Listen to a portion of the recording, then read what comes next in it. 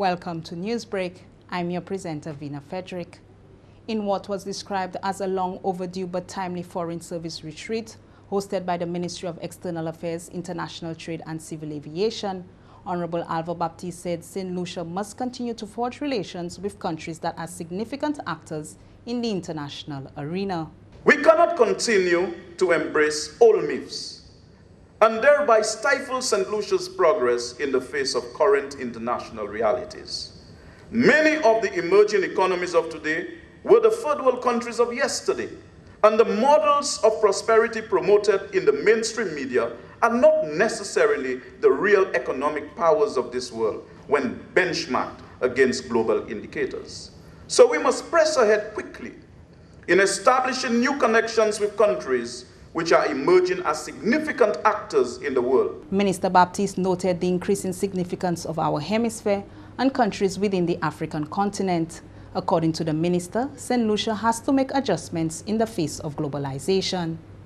We must always bear in mind that one of our central objectives is that all of these challenges of adjustment to the new world of globalization and liberalization must parallel the objectives of small island developing states like ours. These objectives are indicated in the Program of Action for the Sustainable Development of Small Island States, enunciated in the Barbados Declaration of 1994 and in subsequent consultations. The monitoring of practical results from these consultations must be a continuing task of our ministry. The last Foreign Service retreat took place in the year 2000.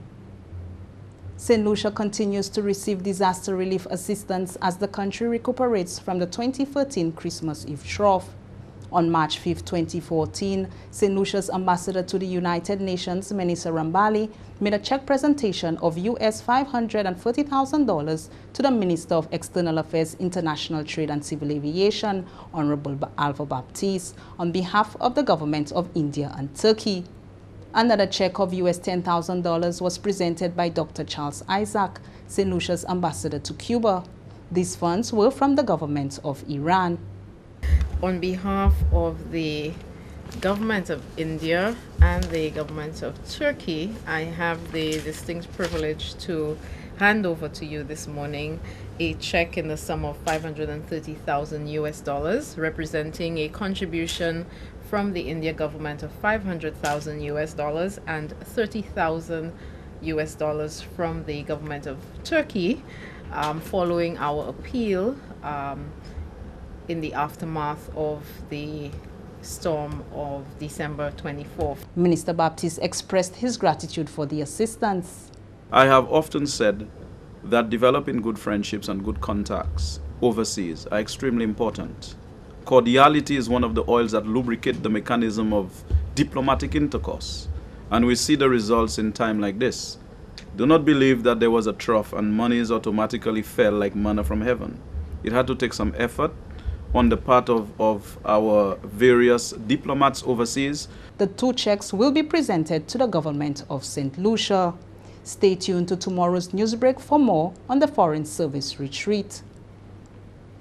Efforts are progressing to advance sustainable energy development on the island.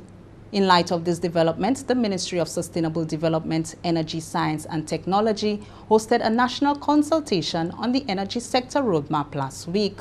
More from Fernel Neptune. The consultation between the ministry officials and key energy stakeholders serves to boost investment and growth in the energy sector.